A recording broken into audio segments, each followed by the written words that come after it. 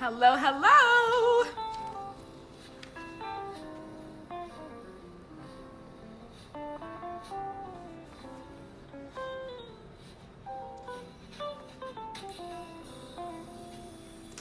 It is the sweet, delectable hour of the day. It is time for the talk show, Good Sex with Coach Yema. So I've joined early to give everyone a chance to come in.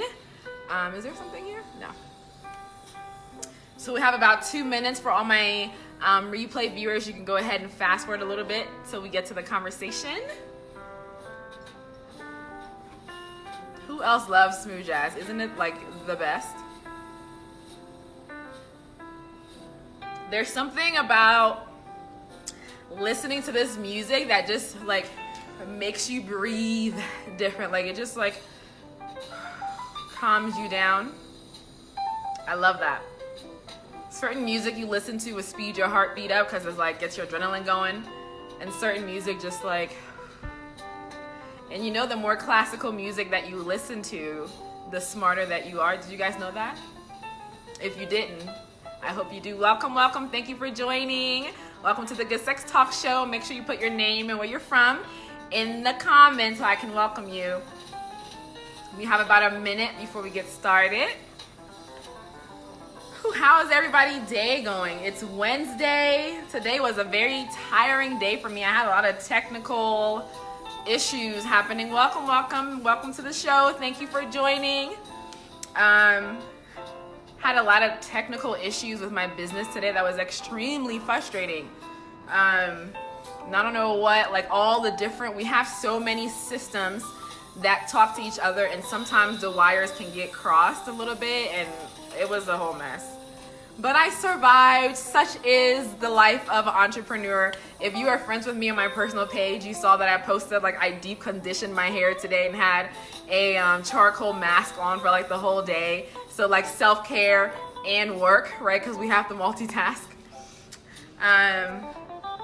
All right, it is 10 o'clock. I'm gonna go ahead and load the music and do our official welcome. I feel like we need like a theme song, guys. What do you think? Should I get like someone to sing a theme song? Should I be playing a theme song? Should I sing a theme song? I don't sing, so I don't want to hurt your ears. But maybe we need a theme song, right? But anyway, welcome, welcome, welcome. Welcome to the Good Sex Talk Show with Coach Yema. I am your coach here to close the gap for you between your spirituality and your sexuality. And today we're going to be continue our conversation that we started yesterday where we unfortunately got interrupted. So annoying. But we're going to finish the conversation about our bodies, our relationship with our bodies. We got really intimate yesterday. But before we get into the show, I want to tell you the rules of engagement. Please like, please comment, please share this video on your feed. Hey VIP, thank you for watching. Please share the video, please like, please comment, please engage with me. I would also love to invite you to join me on the live chat. I haven't added it yet. Let me go ahead and add that. So a green button just appeared for you on your screen. If you would like to live chat with me, I would love to have you because it's a talk show. Go ahead and hit the green button right down here and I'll bring you on and we can live chat together and it's going to be amazing. I am also the author of the book, Good Sex. So if you haven't picked up your copy yet, what are you waiting for, child? Go ahead and get that book and get set free in your sexuality. It is for single women. Thank you so much for the hearts and the likes. It is for single women, unmarried women. Just hit myself in the mouth.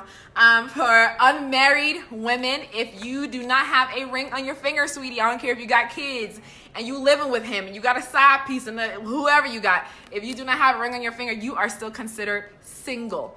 Okay, so this is for you. Hey girl, this is for you. Get this book if you're tired of feeling beat down, sad and despondent about your sexual history. Hey Rachel, thank you for joining.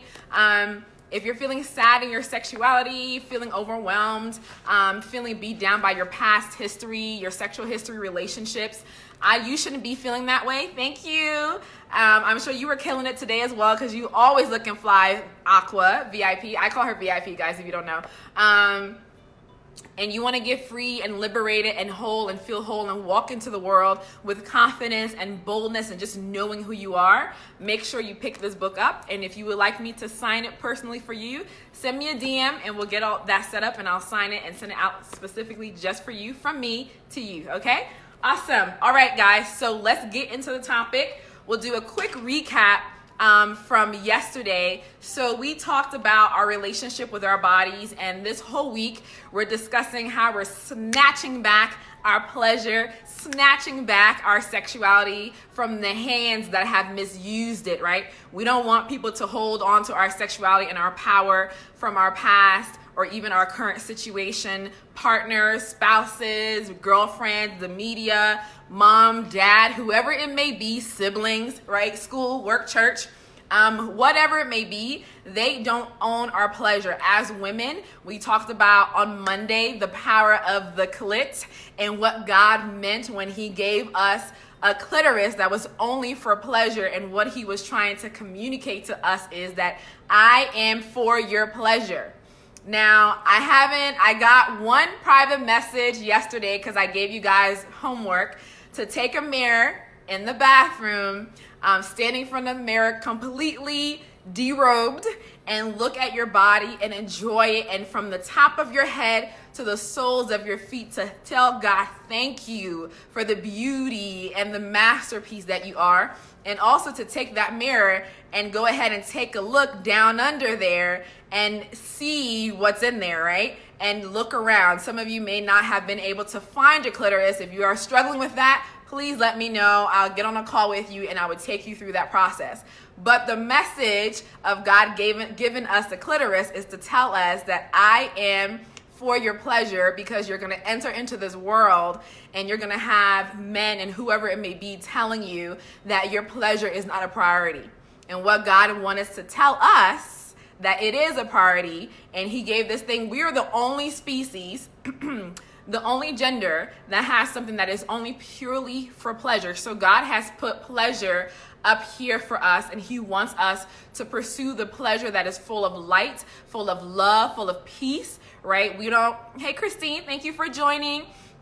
We don't want to pursue pleasure that is an abuse to our bodies, our self-confidence, other people, right? We want to pursue pleasure that is full of light and full of love. We talked about our struggle with our body shapes and how we compare ourselves to other people. We talked about the shape of the breast and how everybody's breast is shaped differently, and sometimes we can get in our head about it, like, oh, I wish my breast looked like this and all of this stuff, especially for moms who have had children and their breast, it changes, the firmness, the look of it changes, and we can have a struggle with our own self, right? In loving that part of us. Maybe you have stretch marks that have formed and you're kind of like in this battle with your body, trying to be like covering it up, making sure like nobody sees it because you're ashamed. You cannot fully pursue the purpose that God has for you, that he's put you on this planet for, if you're in a battle with the suit that he gave you. If you're in a battle with this body, how can you be confident to walk into the world, right? How can you have that boldness to step out and be and be everything that God called you to if you are in a struggle with your body? It's not possible. We also talked about that our vaginal area, our female genitalia looks a little different. Everybody looks a little different. You may have had, for people who are not virgins, have had consensual sexual partners who make comments and all these different things about that area, that part of your body. None of that belongs to you. Don't let other people, we talked about this yesterday, that I try very hard to not let other people's thoughts and their expectations of who I'm supposed to be or what I'm supposed to look like enter into my head, right? And so whatever conversation, because that is a very real thing. I've dealt with that, right? In the book, I talk about the struggle in sexual intimacy that I had, that I couldn't fully enjoy those experiences because I was always performing, right? Because I had to look a certain way. I had to position my body a certain way because my mind wasn't about me receiving pleasure. It was about me being somebody else to give someone outside of me pleasure. So we as women can find ourselves oftentimes in this performance mode when it comes specifically, we do this all the time. We do this not just in the bedroom. Outside of the bedroom, we do this too. But in the bedroom, when it's that intimate space where you're supposed to be the most vulnerable, we can't be vulnerable in those spaces because we're, number one, in a battle with our body, with what it looks like and expectations that other people have, and we are wanting to perform for the person that we're with. You cannot fully pursue pleasure, whether sexual or otherwise, if you are not confident in yourself, right? The sexiest thing that we can wear is confidence. And so the conversation we're having this week is I want to go ahead and give all of us, including me, I'm not in like this perfect, you guys talk back to me like what you're thinking about this, anything resonating for you, if anything is like an aha moment, go ahead and tell me, put it in the comments. I'm not in a perfect relationship with my body. I still do not like that I told you guys yesterday, like chicken pox on, like scars on my stomach. I'm very self-conscious about it. I'm self-conscious about the stretch marks on my legs. I remember I had this partner, and like the next morning he was like, "Were you fat before?" Sir, excuse me.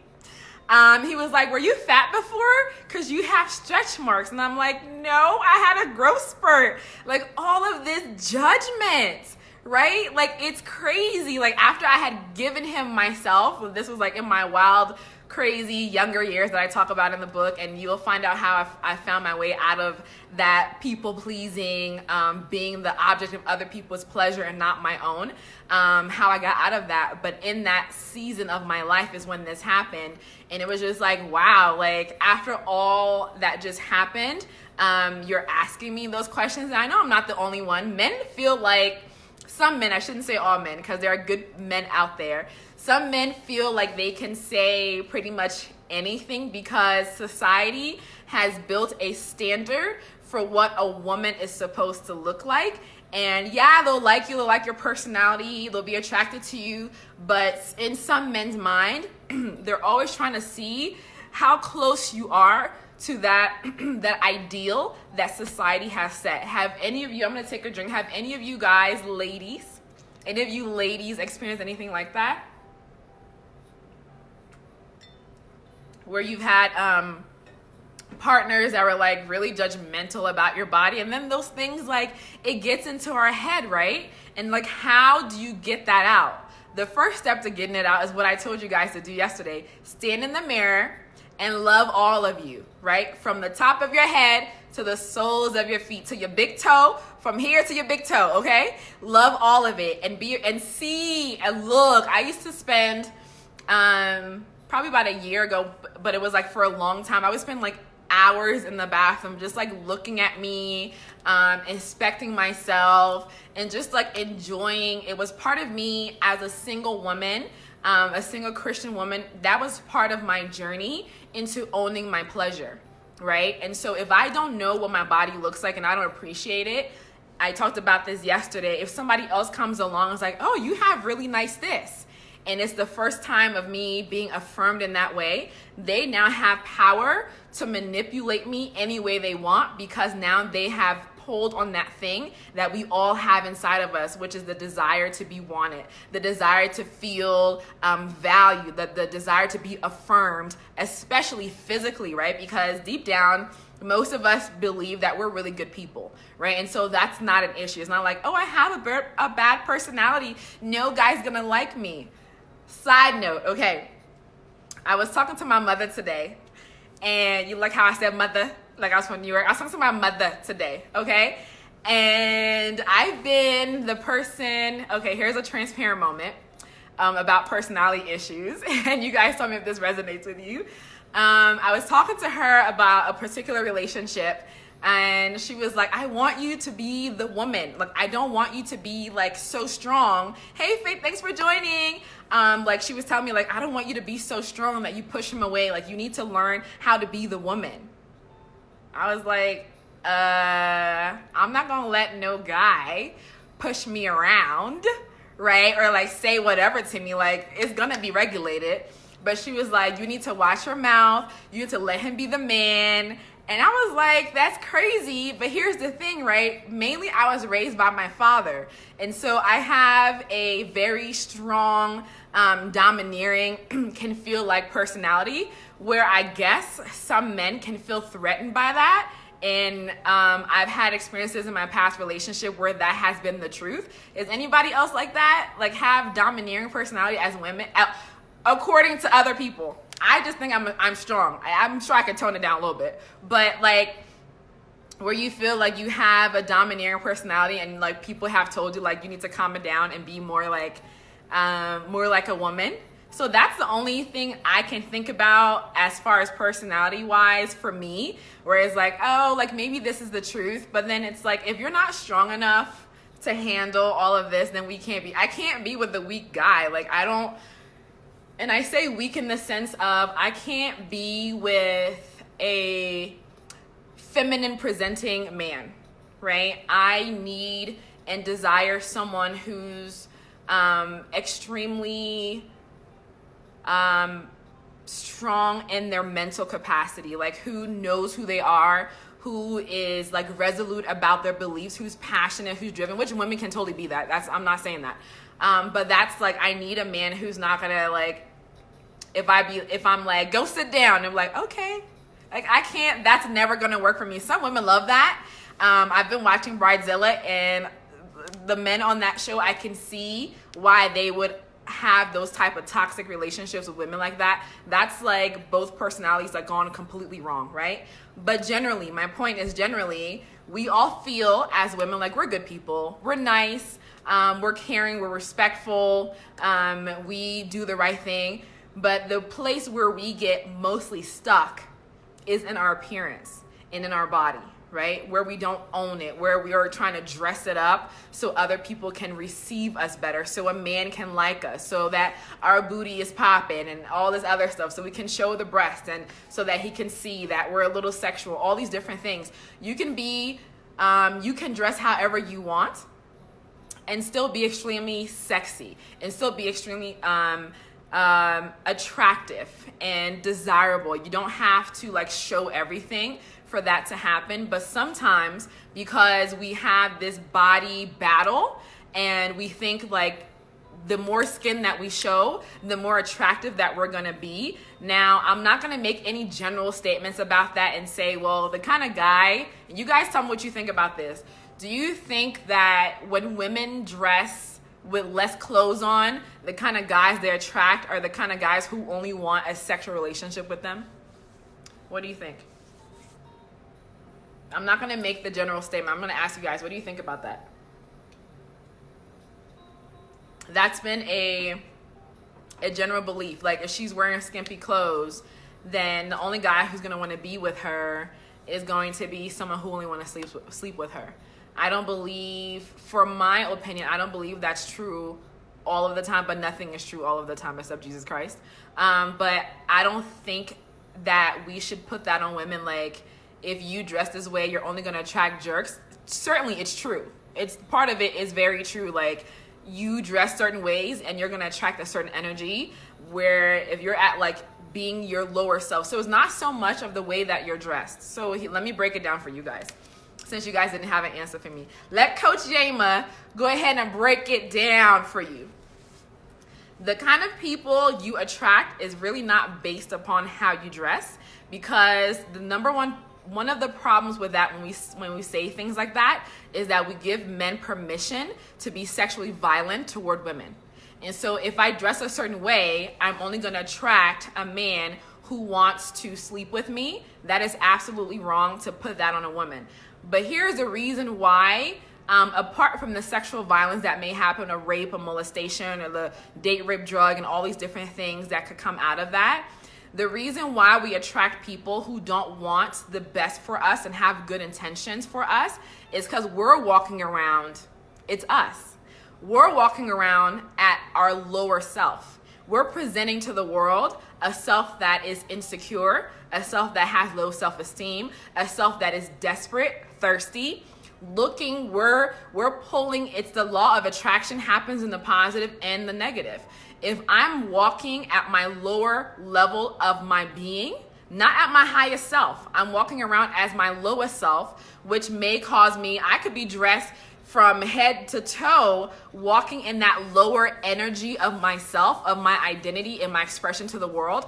I'm going to attract those people who are at that level with me. And so, like I said yesterday, I don't want to get married until I'm fully celebrating who I am and all of me, so that I'm going to attract someone who's going to be celebrating all of me at my highest self, right?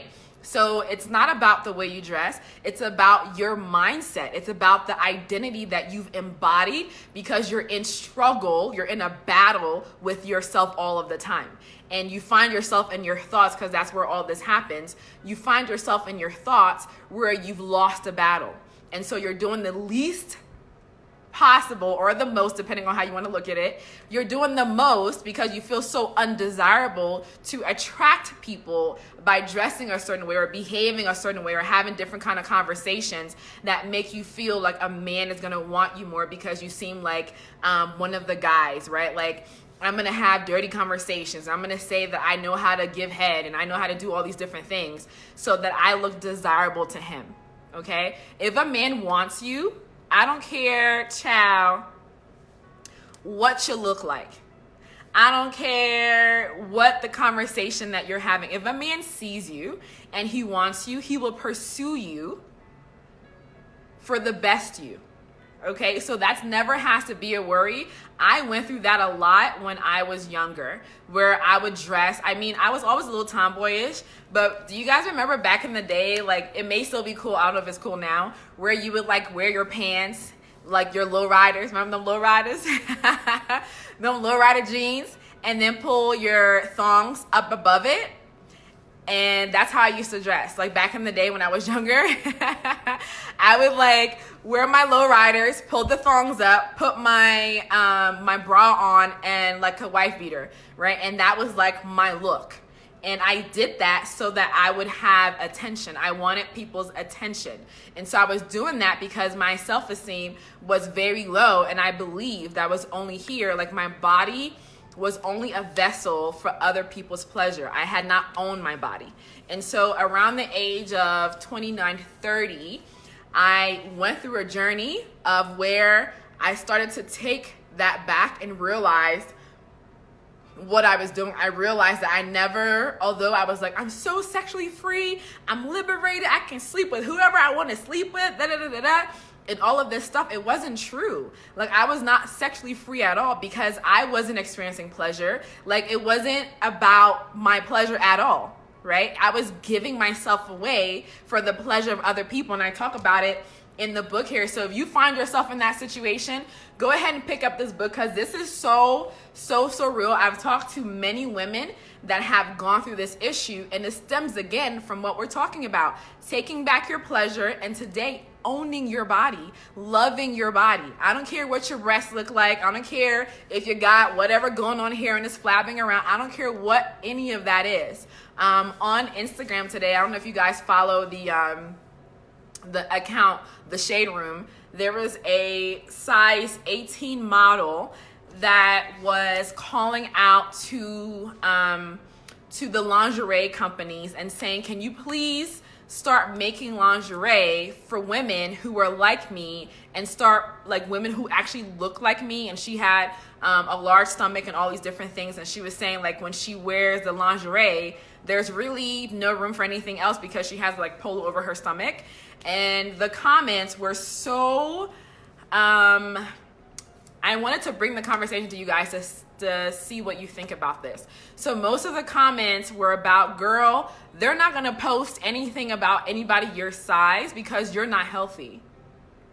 So people were equating her size with her being unhealthy, and that's why companies were not embracing that body type and that body size, because it's not healthy to be that big, to be 400 to 500 pounds. What do you guys think about that? I'm gonna wait for real this time for you guys to answer. Go ahead and put it in the comments. If you're holding your phone, type it in. I'm gonna take my time. Go ahead, I can wait. I'll wait. And I'm for real waiting this time. So go ahead and do that. I'll wait for a comment. Go ahead, put it. Hey, Jeanette. Put it in the comments. What do you guys think about that? Are companies not posting and not advertising women the size 18 plus because it's unhealthy? Or is it a prejudice against bigger women? Like, what is that, right? And I went on a total rant yesterday about like the skinny girl plight that I have gone through, where people feel like because I'm little, they can make all kinds of comments about my body, like, oh, you're so skinny, like there's no boundary. So we've dealt with that part. And so for the bigger girls today, like, is that true? Is it really that it's because she's unhealthy? Because someone in the comments said, health is not about size. Is that true? I know for me it's true. Like, I am I would say the most unhealthy person, but my eating habits are terrible. I eat Oreos at night. I eat junk food all of the time and all kinds of other different activities. So I am very unhealthy, even though I look, because I'm a little healthy. So you guys are not going to type it in here. I'm about to call on somebody. VIP, you still watching? What do you think about it? Tell me, girl. Tell me, girl. Tell me. I follow this lady. Her name is Carla R. Cannon, and she goes on live. She's a coach as well, a business coach, a marketplace mentor. And she'd be like, tell me, girl, tell me. Listen, Linda, listen. So I really think that can be part of it, where they're not posting them because they are maybe larger and it seems unhealthy. But you still have to, if you're a lingerie company and you're making clothes, like, you should really be catering to the whole variety of the types of women that are out there, right? And so the lingerie that's gonna look good on me, because women feel sexy in lingerie. And so that is actually was a lead into your homework for today. So you guys are gonna be getting coached a little bit while you're on here as we're talking. Hey, Holly, thank you for joining. You guys are going to be getting coached a little bit as you're on here. But since we had the conversation going on about why are lingerie companies not allowing their advertisement to include women who are size 18 plus, between like 400 and 500 pounds, is it because they're unhealthy, or is it a prejudice against bigger women? I don't know. I think it's somewhere in the middle. But for the homework for today, as we're taking back our pleasure and owning our bodies and all those different things, I do want you to go and buy something, a piece of underwear, lingerie, right, that makes you feel so sexy, makes you feel so beautiful, so strong. Go and buy it, right? Put it on in the house, watch TV in it, paint your toenails in it, eat in it, and just wear it and own that you don't need someone else to see it for it to be sexy for you. That was something I started doing after I started doing my whole like standing in the mirror naked thing and like loving my body and like, Jesus, thank you. Like, you did so good. Like, my husband is gonna be, okay, come on, girl. Yes, VIP. Tell me about it. Hello. Yes, VIP, what are your thoughts on this subject, Ma? Yeah, I had to call in. What you just said about lingerie companies not making, like what you said about the lady, about her size and stuff. Yeah. I think their company is supposed to make lingerie for every size of women Yeah. or every size of men. Some people are big because of genetic. Mm-hmm. It's like in the family, they come up big, and some people come up skinny because it's from genetic. So they shouldn't do like, oh, we're not making lingerie for big girls, only skinny girls. Yeah. That was really wrong. Yeah. Some people. Looks like she's freezing up a little bit there. You may have to get her back. Let's see. I don't even know how to fix this. Looks like she's freezing a little bit. Let's see, maybe she'll call back in. So that's a very good point, and she does work in the medical field, that some people are larger because of genetics. So that's something else. Like, Black people say we're just big boned. Um, that's another thing. But really, if we are going to embrace the female body, embracing our own is going to help us embrace other people, other women, and the struggle that they have to go through, especially for larger women in the society, right? The struggle that they have to go through to really accept their body with the bombarding of information, the bombarding of social messaging that tells you that it's not okay to look like you. Now, let's have this conversation about where is the balance between being healthy and loving yourself?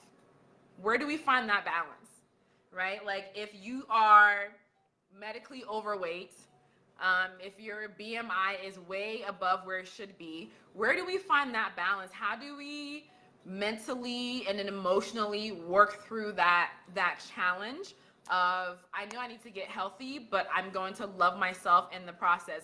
VIP, when you come back on, just let me know and ask to join again because we lost you there. I don't see that you've come back yet, but go ahead and do that. So like, where is that balance? How do I still be healthy and still love myself? How do we do that? And I'm asking for a friend, because that is a struggle, because some people believe that if I'm working on being healthy, I'm working on getting myself to a place where I can love myself. If I'm working on losing weight, I'm not going to love myself until I'm this size, a size 10, a size 8, whatever the size that you're going for. I'm working on loving myself, loving my body. Hey, Shaq, thank you for joining. I'm working on loving my body until I can get to the place where when I'm healthy, then I can fully enjoy me. And you can kind of see too, I watch these shows that have been on Netflix where they are like, and it's amazing actually, this one show I watched that they're doing a competition of these overweight people and their process. They went through all these like challenges to lose weight, and it was amazing. And one of the amazing things that they did on there for me that was like really eye-opening was that they told you what your physical age was based on your health at the time.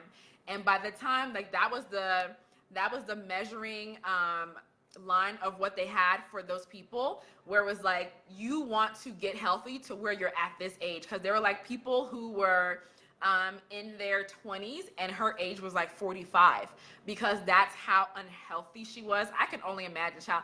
I'm probably like 55 to tell you the truth, okay? Not the truth, but the truth, okay? But like, I'm probably like 55.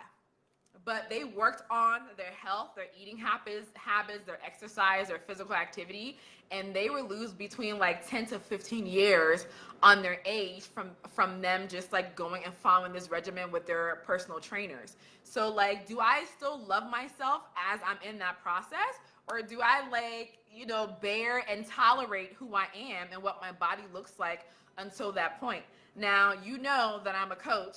And so my answer to that is not going to be you love yourself. And I talk about this in the book about you really seeing that you're beautiful in all stages. Like part of you receiving the truth of what God has to tell you about sexuality and sex is that you have to know when you look in the mirror that you're enough, that you're more than enough, first of all. Hey, Decanty. Oh, you want me to speak like English, man? I can speak it, but then quand I can speak on you. Let me hear you speak on in la English. I get problem. I can switch it out. Okay. I talk about that in the book. So like, you can't fully receive what God has to tell you about His will for sex and sexuality. Like I talk about in the book, if you are not knowing and receiving and accepting yourself as beautiful no matter what you look like. So if you are overweight, if you are struggling with some bad habits like smoking or over drinking and like alcoholism and drugs and all this other stuff, you got drug issues, we may need to get you some resources for some help for sure. But in the process, I'm not 55 years old. I'm probably like 45 though, Shaq, for real, because I am extremely unhealthy. But like, if you were to like, I always think about it, like people are always on the outside. Thank you. I gotta go get them done tomorrow because they have grown out. Like my dips are for real. But like, if anybody were to like split me open, I always say like if I actually looked like what I did to myself, if I actually looked like it, I'd probably be like rolling around the floor and probably in a wheelchair, like looking a mess. Okay, so health is not about your outward appearance at all. What is your heart? What are your lungs? What are all those? What are your blood vessels? What are your nervous system? How is your endocrine system working together? I have a degree in biology, so I know those things. So Holly says, I feel like it's hard for us to even talk about healthy versus loving ourselves because women haven't had permission to love themselves. We have been told we have to look a certain way, and that became connected to being healthy. And so now it's hard to have the conversation about being healthy because the two are connected. That is very, very true, Holly. So I love when Holly comes on. She's coming with the knowledge. That is very true. And here's the history behind that. When back in the day, when we were very primal beings, right, walking around with the the Fred Flintstone days, men and women, when they were going for a partner to procreate with, needed somebody who looked healthy because that was and healthy looked a certain way. That was an indicator that they would be somebody good that they could be fruitful and multiply with, right? Hey Sonny, thank you for joining. That was an indicator that it was somebody that like you could be have really great healthy children with. And so I wouldn't want to go and this depends on what society it is too, because in the African community, a lot of times, especially from where I'm from, like if a man is overweight or like bigger, it's a sign of wealth. And so women are going to be more attracted to a man that looks like that. So it's not the same in every culture, but generally for the Western culture, because that's the school I grew up in and learned about those things. So generally for Western culture, especially like for men and women actually, like the symmetry of your face was part of what told the other sex that you were someone viable to have children with. And so that look of like having, for like white people, right, having the rosy cheeks and like looking healthy and looking viral, all of those things, like that's what made it possible for somebody to want to choose you as a partner. So it goes, we have to know where we come from to know why we're in the place right now that we're in and where we're going. So that's where that comes from. And so from that now snowballing into where we are now is that if you're not healthy, because at the end of the day people are just trying to procreate, if you're not healthy, you're not someone I want to have a family with. And healthy looks like this, right?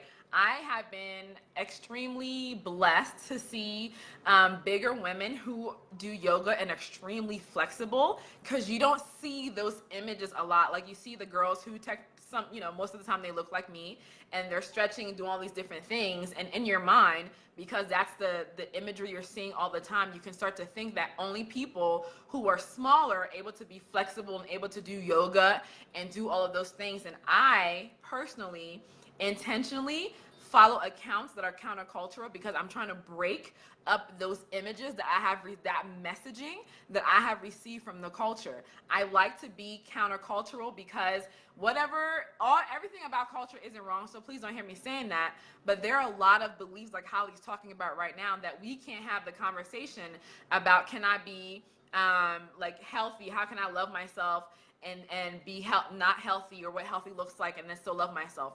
My opinion about all of that is this: we can love ourselves in the process of getting to a place where we are healthier, because being unhealthy is a real concern, right? Heart disease is a real thing. Hypertension is a real thing. Diabetes is a real thing. Those are all lifestyle, those are all results of our lifestyle choices, right? I've done the research back when I was in Philly in my mid-20s, and we did the research on type 2 diabetes and hypertension, specifically in Black men. And although we have been sponsored by a drug company to do this, we found that many people were able to heal themselves by changing their lifestyle. Now, we were not allowed, and this was like a huge rub for me, because this drug company thing is real. We were not allowed to put that research into the booklets that we made for the drug companies because they wanted you to buy their drugs and they wanted your doctor to prescribe it to you. So we were not allowed to say that. But type 2 diabetes is a lifestyle, is a result of lifestyle choices, right? It's not just about eating sugar. Anything, white bread, rice, all those different things can cause these unhealthy ways of your body behaving because we're not feeding ourselves right, okay? So part of being in the place of where you're loving yourself is, number one, loving the fact that you're in a journey. You're not, if you're waiting for yourself to be at a certain point of perfection, whatever that looks like in your mind, you will never get there, and you will wear yourself out, and you will attract like terrible things into your life because you're not at a place of where you're loving yourself. Now, if you love the journey, like if you love the journey of your body, because everybody's body's gonna change. Like, what have you been seeing on your timeline all day today? There's a face app that is showing what people look like when they get older. Thank you so much for the hearts and the likes. What are they showing like when you get old? Like everybody's showing their picture of when they're like probably like 80, 90 years old. We're going to change. If I can only love myself at the age of 34 right now, and like I'm perfect right now, and I get to that age and I'm like, oh, like my grandma used to do this. She'd look at her skin and she'd be like, this deceitful skin. This skin is so deceitful. Because she was very beautiful. I thought she was beautiful at her age. I loved her. I thought she was amazing. But like at her age, she really loved herself when she was younger. And so when her wrinkles started coming in and all these different things, she'd just be like, this deceitful skin, and just did not fully embrace her aging. So we have to love our process. Love the process of aging. Like, love the process of your body changing. Love the process as women when you have a baby and your breasts may flatten a little bit and you may have some beautiful stripes on your body, right? Love your body from the inside out because it is yours and it is a gift from God to you. Like, He formed it for you. He gave it as a gift to you. So love it in the process. No, nothing wrong. Thank you, Decanty. There's absolutely nothing wrong with you desiring to be healthy.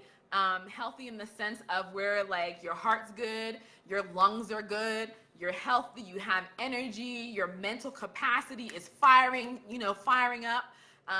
Love yourself to the point where you start to feed yourself the things that are going to cause you to show up in life. Because when we feed ourselves the wrong things, we don't show up in life as our full selves, right? We're tired. Like, I'm super tired because and God tells me this all the time. The Lord tells me this all the time, right? Especially now that I'm like full-time into my business. It's like, oh my gosh, God, I'm so tired. Am I in a spiritual battle? He's like, no, you need to eat better. Like, you have terrible habits. That's why you're tired. There's nothing wrong with you. Like, legit nothing wrong with you. Someone is asking to join as a gentleman. I'm not sure who that is. It seems like he's from the Middle East. Let's try it out. If he starts acting funny, I'm going to hang up on him. Let's see what happens. His name is Alamarga Hussein. Let's see what happens. He's asking to join. Hi, Alamigar. How are you? Let's see what he has to say. If he starts talking crazy, my finger about to be real quick on that X button. I promise you. Because on Periscope, I told you guys that I dealt a lot with like people from different countries. Oh, he wasn't able to join. He declined. Okay, awesome. So now he's asking me. So I'm not going to bring him back on. But Alamigar, thank you so much for joining. Tell me what country you're calling from or joining in from. So like, guys, just like, you're not in a spiritual battle. Nobody's fighting you. The only thing that's fighting you is the fact that you don't eat right and you're not feeding your body the things that are going to cause you to show up for yourself, right? Because for me, when I'm not eating right, my mental, like my mind is foggy. I can't think straight. My body's tired. I'm lethargic, like I'm fatigued because I'm not fueling my body. I'm not active, right? Because I fall back to like, I don't need to work out. I'm skinny, right? which is wrong. And so every time, like lately, the Lord is like, can you just eat better? So I've started doing my green smoothies again, where I put, I have spinach in there, celery, green apple, banana, and I put half an avocado in there with water, lime juice, and there's one more thing I put in there, and cucumber. So I started drinking that because it spinach is really good for your brain. And so when I do that, like I show up, when I started actually listening to God, because he's so much smarter, when I started listening to him, I started showing up better for work and having more energy to do the things that I needed to do for my business. So it does matter. So part of me loving myself is loving where I am right now. But if I can be healthier, not perfect, if I can be healthier by feeding my body things that are going to cause it to help me to show up in life for my family, for my loved ones, for my purpose, I should be doing that. And it shouldn't be this pressure to get on a diet, this pressure to go to whatever it is and work and be crazy. It shouldn't be that pressure. It should be like, no, me and God, we're in this place of loving me. If you're going to get healthy from a place of where you're not loving you, that's why diets never work. Because it's not coming from a place of where you love yourself. It's coming from a place of, I need to be better for other people because this is what other people look like. Come from a place of that secured, rested, sure foundation of like, I am fly, right? My booty looks amazing. I love my breast. I love my face without makeup, right? I'm working on my hair because I'm about to cut it again. What you guys think? I want to like shave everything off. That's a side note. I love everything about me, and now because I love me so much, I'm going to honor me and I'm going to feed my body the things that are going to cause me to show up for myself in life and show up for the people that I love and show up for the passion, the purpose that God has given me. Is that making sense for you guys? I hope it is. This Alamigar, tell me what you want to talk about, why you want me to call you, let me know so I can make sure you're on topic and so that we can keep the conversation going. And then the last thing I want to share with you guys about tonight. So for those of you joining me later and for my replay viewers, I didn't say this. If you're watching the replay and you want to comment and share something with me, although you're not here live with me, I will communicate with you and interact and engage with you. If you put a comment in, I will go back in. I watch the videos afterward and I'll go back in and I will go ahead and comment and we can have that conversation. And if you are a mom who have teenage daughters that you see are struggling with body image issues and are coming from that place of low self-esteem and you're kind of struggling, I know some teens go through this, and it's not just teens actually, where they're bulimic, where they're either like eating a lot and throwing up the food, or they're not eating at all and they're trying to be, they have this image of themselves that's not reality, and so they're harming themselves. But if you have a teenager who their low self-esteem is causing them to enter into relationships sexually and romantically that you see are detrimental to their future, and you don't know how to help them without pushing them farther away, there's a link in the description box for you.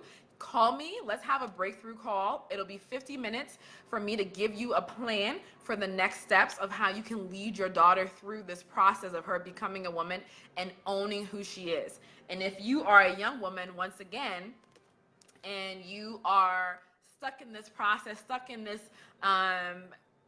cycle, right, that you keep going through, like you feel good about yourself, and then you go out, you party, and you end up sleeping with the guy, you get into a relationship with him, he breaks your heart again, and then you get over that and you get back out there and you find yourself in this cycle, you cannot get yourself out. I know exactly what you're going through. I went through that for years, okay, over 10 years. I went through that process, and out of me coming out of that to where I was able to heal and get whole and like be fabulous, right? I wrote this book of all of the lessons I learned, and it's a guide. There's a 10-step process that I take you through in this book on how to get free from all of that, okay? So what I'm going to do, because my internet has been acting super spotty lately, and right around this time, I'm going to thank you guys so much for watching me. You are amazing. Join me tomorrow at the very same time at 10 o'clock. Every weekday, we're here at 10 o'clock talking about good sex with me, Coach Yema, and make sure you share this video, like, comment. I want to engage with you. Oh, I know. Faith, you want me to bring you on? Because remember what happened last time? It was around this same time that it ended. And I had to like switch up the phones. I don't know what happens like every day in my house at like 10:45. Sometimes it lets me go, but then sometimes it doesn't. I can see that it's like circling a little bit. And I don't want it to end. Would you like me to bring you on so we can have a conversation? Because I would love that. And you could talk about your perspective and your process. Yeah, man. Oh, Faith, man. Let me switch to Liberian English now. Yeah, man. Yeah, man. And let me talk to the Liberian girls that are watching this. Not tonight. Okay, we'll keep going. We'll go for the next 15 minutes. No problem. I can talk, man. I'm a boss. Yeah, I can talk plenty. So, the Liberian community that is watching this right now, all of that heavy fufu, all of that starch, and all of that stuff that we eat, we have to slow it down a little bit. Like, we eat rice and all this different stuff, but we're not active. Like, you're just busy working, going home, coming home, working, all this other stuff, and you're just not taking care of you. The women in our community, I think maybe women in general, when they have families, they completely forget about their self-care, and they give their entire selves to their family, and they forget that they have to take care of themselves. Like, if you're not taking care of you, you literally cannot show up for your family. You cannot be there for your children. Or you can be this person where, like, I'm going to work hard, but I'm going to look sexy for my husband so that he doesn't go outside and cheat on me. Mama, let me tell you something. If that man wants to step out on you, I don't care if you are Beyonce or Hollywood. Well, look at Beyonce. I mean, she wrote Lemonade because of Becky, right? She wrote Lemonade and had that whole thing. I eat the oatmeal fufu. It doesn't matter. Oatmeal fufu is starch. People don't know that starch is part of what causes diabetes. When you eat starch, it turns into your body into sugar, right? That's part of where diabetes comes. It's not from you eating sugar. Liberian people have a misunderstanding that if you eat a lot of sweets, it's going to give you diabetes. No, it's starch. It's white bread. Right? It's all those different things when you put it into your body that turns into giving you type 2 diabetes, because there's 2 different types of diabetes. One of them you're born with, the other one you develop because of your bad habits of how you eat. So if a man, that's another body issue. I know I speak a lot from a single woman's perspective because I am a single woman. I am not married yet. When we are in relationships, because I see this around me, when you're in a relationship with a man, you're like, oh, I need to make sure I keep my body together, because if I don't keep my body together, that's why he's stepping out. Or if you see that you've had children and your body has changed and your man is stepping out, instead of blaming him for not being faithful to your relationship, we tend to blame ourselves once again. Like, inside we know that we're good people, but then we start to judge our body. Oh, maybe because I've gained weight. Faith says, and yes, you're so right, a lot of women have let go. Yes. Maybe it's because I have a stomach now. I didn't have a stomach when he met me. Or maybe because I had stretch marks. I didn't have stretch marks when he met me. My face is pudgy. Like, all this stuff looks different on me. Maybe that's why he's cheating on me. That is not why he's cheating on you. It is never your fault if another person that you're in a relationship with, a partner, steps out on you. It's never because of you. It is never because of your body. It is never because how you look. Never, ever about that. It is always about who that person is as a person, their character, their integrity, their faithfulness to themselves, right? The Bible talks about, like, a man should love his wife as he loves himself, right? You should be so in love with her that you love her as yourself. So why would you want to hurt yourself? And they're leaving all of their kids. Exactly. Why would you want to hurt yourself if you're in a relationship? And so if someone's in that place of where they're being unfaithful to you, and you as a woman want to take that on, I think Jay Shetty, he's a motivational speaker, shared a video about what happens to women, or just generally when you're cheated on. And there's a picture of this girl, and she like wants to go out. There's a video, and she wants to go out, and she's all dressed up, but she's looking in the mirror, and she's like, is it because of my hair is why he cheated on me? Does that other girl look better than me? And then we get mad at the other girl for what happened. It's not her fault. She's not the one in relationship with you. The person in relationship with you is the one who stepped out on you. It's never the other person's fault. It's never Becky's fault, right? Becky with the good hair, you don't know what I'm talking about. Lemonade, Beyonce. It's never Becky's fault. It is the fault of the person who committed to you that they wanted to be with you for a lifetime. It's their fault, not yours. So no matter what you look like, a man who's a real man in a relationship, who's really for their partner, for that relationship, and you're loving yourself in that process, should also love the process of you becoming a mother for them. They should, and there are men out there. I know sometimes like we hear all of the bad things about men who are like unfaithful and mean and do all these different things and make comments, like especially watching divorce court. Like I used to watch a lot of divorce court and it was just ridiculous. Oh, she gained weight and she's not the same person anymore and da da da da. No, if you're a real man in a situation and someone has become a mother for you, if you're not able to honor her body, that was a vessel that brought your child into the world, you're not deserving of that relationship and of that child. Right now, you can get to a place where you're deserving of it, but if that's the reason where you're gonna go and cheat and be unfaithful to someone, and women, I'm speaking to you because I know men are watching this, but thank you for watching, men. For the women though, this source of pain that happens when someone's been unfaithful to you is so deep and it hurts so much because you've given yourself to them, and it feels like a slap in the face, and it feels like they are telling you that you're not good enough. But they're not telling you that. They may say that out of their mouths. I know for African men, I should say Liberian men, it's very common, and it's almost sometimes feels like a culturally acceptable thing to say, like, oh, that woman, she's changed, she doesn't look the same anymore, I need to go, find somebody, whatever. It's not you, it's them. They're not good enough, right? They've made a decision, and you are beautiful. This is why we talked about the process, right? Loving yourself in the process of being a woman, loving yourself in the process of aging, loving yourself in the process of becoming a mother, right? Because we are the co-creators with God. We're the one who carry the womb, right? We bring forth life. We're the only people that are able to bring forth life with God. That is a process, that is a divine process to be honored. And for those women who are watching who have not been able to do that, please don't hear me saying that you're not a woman because you're not able to do so. Mothering takes on many, many different forms. But for the women who have physically carried children and who have their body changed and have been feeling insecure and self-conscious about it, you as well, please do step one from yesterday. Stand in the mirror, get a bunch of mirrors around you, and just bask in your glory and in your divine perfection. And then also go ahead and buy what you can afford, what is budget friendly for you. Buy some really, really beautiful lingerie, put it on, walk around the house,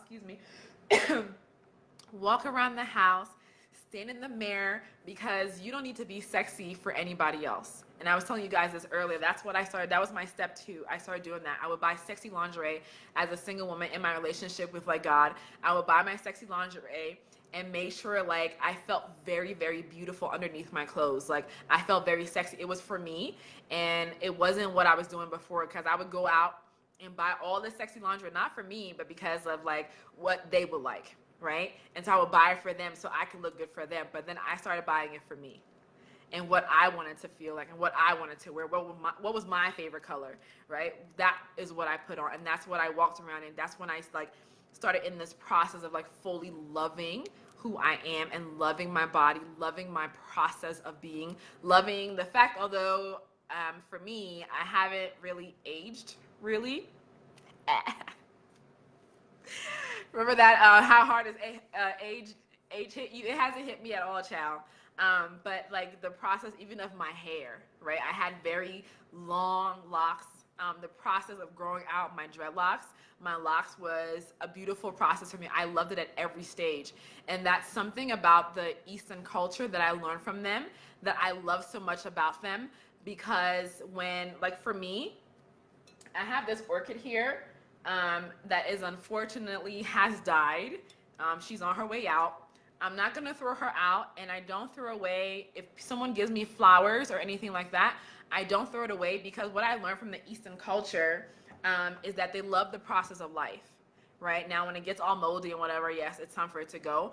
But I don't like throw it away as soon as it starts looking fresh. I love the process of life, right? From life to death and the process of aging. And so I keep things around me like that to remind me that we're all in the process, right? And it's the entire process is where we find our beauty, where we find our strength, where we find our divine, like, that like goodness, right? That good juiciness that is in that divine process of being a human. And more importantly, of being a woman, right? We are women, okay? What is that Maya Angelou poem? I'm gonna post it probably tomorrow. Like, is it in the swish of my hips? Like, I am woman, phenomenal woman. I'm a woman phenomenally so, okay? So I think that we have definitely, Faith, I did it for you. We went to the end. Thank you all so much for watching. You are all a blessing, and thank you so much for joining me. Like, you guys, it means so much to me that you come on here and you join me and you participate and you make comments and you share the video. Like, it blesses me so much because you are partnering with me in the passion, the purpose that God's given me for my life, and I love that. Okay. Oh, thank you so much, Faith. I love you. Thank you, thank you, thank you. Thank you for pushing me. See, I needed that. And you know what? God heard your prayer because we're still going strong. Thank you that we have rebuked the devil, okay? He will not come in here and mess any of this up, okay? Bye, devil. Not today, Satan, okay? Thank you all so much. I love you. I will see you all tomorrow. Bye.